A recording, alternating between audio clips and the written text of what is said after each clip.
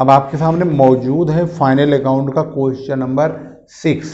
तो question number 6 का जो आइटम्स है वो यहाँ लिखा हुआ है, जिसमें स्टॉक है 1 तारीख का यानी ओपनिंग स्टॉक है, परचेज है, वेजेज है, सेल, कैपिटल रिटर्न सेल का परचेज रिटर्न भी है, सैलरी है, discount debit, discount credit, postage, advertisement और drawing, furniture, debtors, cash at bank, cash in hand, building, sundry creditors और बिल्स पेबल लिखा हुआ है। एडिशनल इन्फॉर्मेशन में ज़्यादा कुछ नहीं है, क्लोजिंग स्टॉक है। और यहाँ पर एक पॉइंट है, the effect of advertising is expected to last for 2 years. मतलब कहने का कि जो यहाँ पर एडवर्टाइजमेंट का खर्चा है वो 2 साल के लिए दिया है, लेकिन हम तो बना रहे हैं 1 साल का। Provide depreciation at the rate 10% per annum on furniture, furniture पर डिप्रिसिएशन भी 10% का है। Wages and salaries are outstanding to the extent of ₹1200 and 600 respectively, यानी वेजेज में और सैलरीज में आउटस्टैंडिंग भी लिखा हुआ है। तो हमारा सबसे पहला जो काम होगा वह होगा ओपनिंग स्टॉक को लिखने का। तो ओपनिंग स्टॉक आप देख रहे हैं यहाँ पर है 45,000।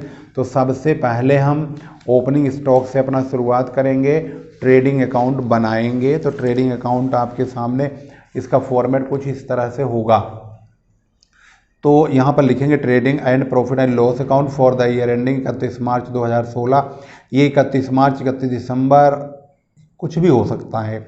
जिस दिन व्यापारी अपना बिजनेस क्लोज करेगा, क्लोज वाले दिन ही उसको प्रॉफिट और लॉस निकालने की आवश्यकता होती है, तो उसी दिन ही ये बनाया जाता है। तो सवाल में लिखा होता है, तो आप सवाल पढ़ेंगे तो वहाँ पर डेट डला होगा, तो आप डेट अवश्य डाल देंगे। अदरवाइज ज़्यादातर 31 मार्च ही होता है या 31 दिसंबर होता है, किसी किसी व्यवसाय में 31 दिसंबर भी आता है। तो ओपनिंग स्टॉक आपका ये रहा 45,000। उसके बाद हम लिखेंगे परचेज और उसमें से परचेज रिटर्न घटाएंगे, जो कि यहाँ पर लिखा हुआ है परचेज 2.5 लाख रुपए यानी 250,000 का, और परचेज रिटर्न यहाँ लिखा हुआ है 3,000 का। तो हमने परचेज में से परचेज रिटर्न को माइनस कर दिया है। उसके बाद अगला आइटम आता है वेजेज का। वेजेज ये लिखा हुआ है 10,000 यानी 10,000 का, लेकिन वेजेज में यहाँ पर आउटस्टैंडिंग है 1,200 रुपये का यानी 1,200 का। तो उसको जोड़ देंगे तो 11,000 यानी 11,200 आएगा। इसके बाद क्रेडिट साइड में सेल, और सेल में से सेल्स रिटर्न घटाएंगे। सेल यहाँ पर लिखा हुआ है, सेल का अमाउंट है 3,15,000 रुपये, और उसका जो रिटर्न है वो 2,000 का है, ये दिया हुआ है। तो इसको हम देख रहे हैं, तो हम सेल में से इसको माइनस करेंगे फौरन। घटाने के बाद जो सेल बचेगा 3,13,000, उसको लिखेंगे 3,13,000। उसके बाद लास्टली हम लिखेंगे क्लोजिंग स्टॉक, जो यहाँ पर लिखा हुआ है ये है क्लोजिंग स्टॉक 81,000 का। इन दोनों का टोटल ही ज़्यादा है और इधर है कम, तो ये दोनों ज़्यादा है तो इनका टोटल होगा 394,000 यानी 3,94,000 रुपये। इसको हम यहाँ और यहाँ लिखेंगे और इसमें से 1, 2 और 3 इन तीनों को घटा देंगे। इन तीनों को घटाने के बाद हमें 90,800 रुपये का ग्रॉस प्रॉफिट आएगा, जिसे हम लिखेंगे ग्रॉस प्रॉफिट कैरीड डाउन यानी सीडी। सीडी करेंगे तो इसको लाके अगले पार्ट में प्रॉफिट एंड लॉस का पार्ट आएगा। अब यहाँ पर तो यहाँ पर हम लिखेंगे बाई ग्रॉस प्रॉफिट बीडी यानी ब्रॉड डाउन 90,800 यानी यही 90,800 रुपये को यहाँ पर लिख देंगे। इसके बाद हम चलते हैं प्रॉफिट एंड लॉस की ओर। प्रॉफिट एंड लॉस में क्या अमाउंट लिखेंगे, इसको हम सबसे पहले यहाँ से शुरू करेंगे। एडिशनल इन्फॉर्मेशन यहाँ पर लिखा है एडवर्टाइजिंग, जो कि 2 साल के लिए दिया हुआ है। तो यहाँ पर देखेंगे तो एडवर्टाइजिंग है 15,000 रुपये, ये 2 साल का है। तो इसका मतलब है कि 7,500 रुपये 2 साल के बैठते हैं, लेकिन हमें तो 1 ही साल का चाहिए। तो हम एडवर्टाइजमेंट लिख करके उसमें से 15,000 में से 1 साल का 7,500 रुपये माइनस कर देंगे, तो 7,500 रुपये सिर्फ 1 साल का ही लिखेंगे। इसके बाद अगली इन्फॉर्मेशन में देखेंगे तो डेप्रिसिएशन है, जो कि यहाँ पर बोला गया है 10% से फर्नीचर पर काटना है। तो फर्नीचर की वैल्यू यहाँ देखेंगे तो ये लिखा है 18,000, तो 18,000 का 10% काटेंगे तो 1,800 रुपये डेप्रिसिएशन आएगा। यहाँ लिखेंगे डेप्रिसिएशन ऑन फर्नीचर 1,800 रुपये। इसके बाद दूसरा अगला पॉइंट देखेंगे, जो कि यहाँ पर वेजेज का आउटस्टैंडिंग था, जो कि हमने लिख दिया ट्रेडिंग अकाउंट में। लेकिन आगे इसमें सैलरी का भी 600 रुपये का आउटस्टैंडिंग है, तो भाई उसको सैलरी वाले को सैलरी में जोड़ देंगे।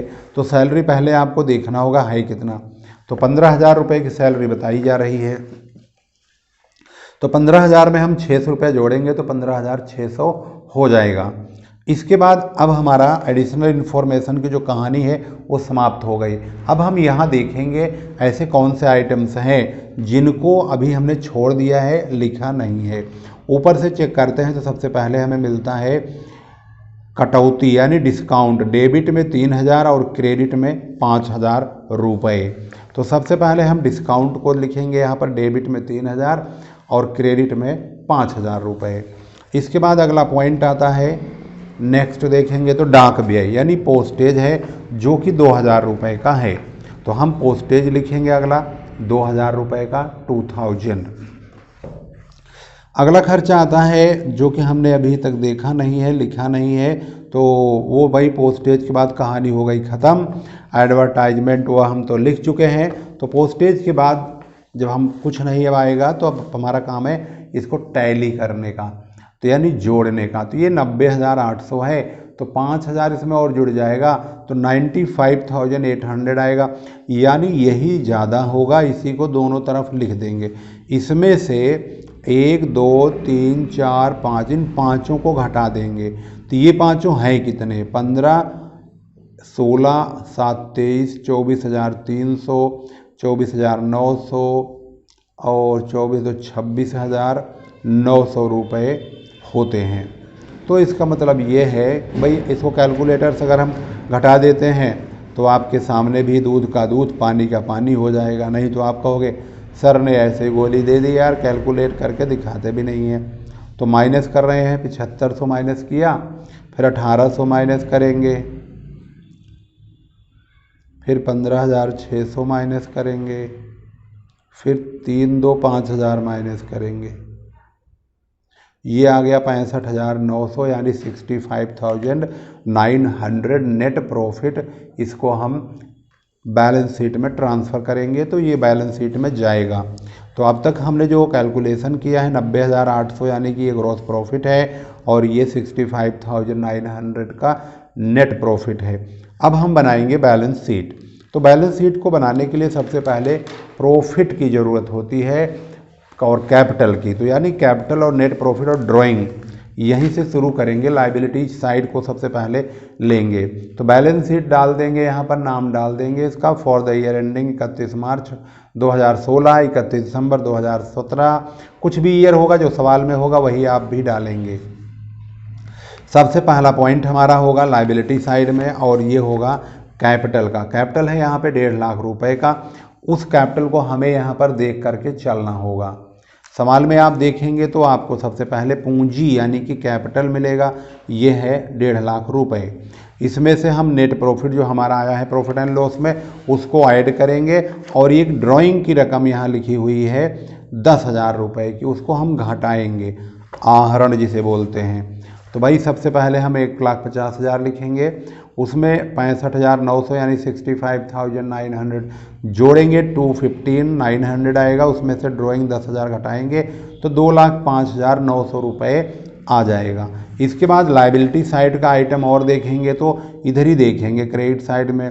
तो भाई क्रेडिट साइड में और आइटम क्या बच रहा है, एक ये बच रहा है क्रेडिटर्स और एक बिल्स पेबल, 30 और 2 32,000 रुपये का दोनों आइटम बैठते हैं। तो 30,000 का तो हो जाएगा क्रेडिटर और बिल्स पेबल हो जाएगा 2,000 का।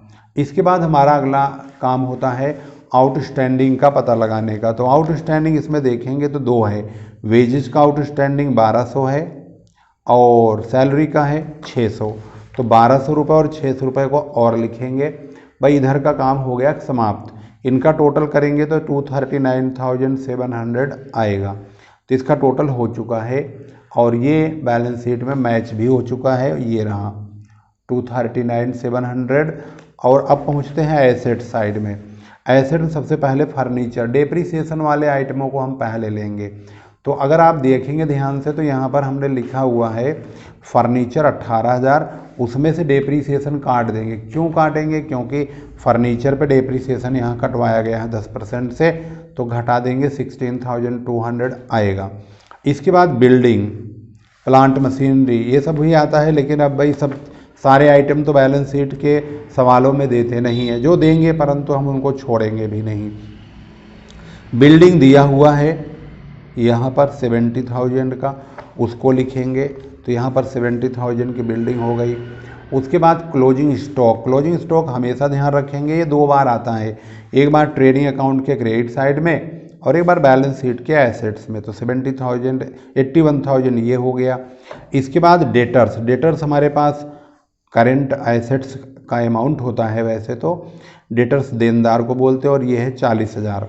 इसमें बैड डेट्स कटता है, लेकिन वो यहाँ दिया होना चाहिए, परंतु इस सवाल में है नहीं, तो भाई हम डेटर्स वही 40,000, 40,000 का पूरा लिख देंगे। इसके बाद अगला अमाउंट आता है कैश का, बैंक का, बिल्स पे रिसेबल का, और प्रीपेड इंश्योरेंस या प्रीपेड एडवर्टाइजिंग, प्रीपेड कुछ भी हो सकता है। तो यहाँ पर cash at bank, cash in hand दोनों है, 20,000 और 5,000 का। तो ये हमने यहाँ पर बैंक और कैश 20,000 और 5,000 लिख दिया, 20,000 और 5,000 का। इसके बाद एडवर्टाइजमेंट का हमने कहा था कि यहाँ पर 2 साल का एडवर्टाइजमेंट है, जो कि यहाँ पर 15,000 है, तो हमने 7,500 रुपये प्रीपेड मान लिया था, तो वह प्रीपेड यहाँ पर जरूर लिखा होगा, लिखना पड़ेगा इसको प्रीपेड एडवर्टाइजमेंट के नाम से 7,500 रुपये। अब हम इसका टोटल करेंगे तो ये हो जाएगा 2,39,700 रुपये, 239,700 रुपीज़। और यही बैलेंस शीट का यहाँ पर देखेंगे तो टोटल भी वही आ रहा है। अब टोटल करना चाहें तो भाई कैलकुलेटर हमारे हाथ में है, चलिए इसको एक बार हम चेक कर लेते हैं। 16,200 इधर का plus 70,000 plus 81,000 plus 40,000 plus 20,000 plus 5,000 plus 7,500, ये हो गया 239,700। तो ये रहा और आंसर ये रहा। इस प्रकार से आपने देख लिया, क्वेश्चन बिल्कुल एक्यूरेट राइट है। ये क्वेश्चन नंबर 6 था, जो कि आपके सामने सॉल्व हो चुका है। और इसको अगर आप एक नज़र से देखना चाहेंगे तो ये आपको इस तरह से दिखाई दे रहा है, आपकी स्क्रीन पर मौजूद है।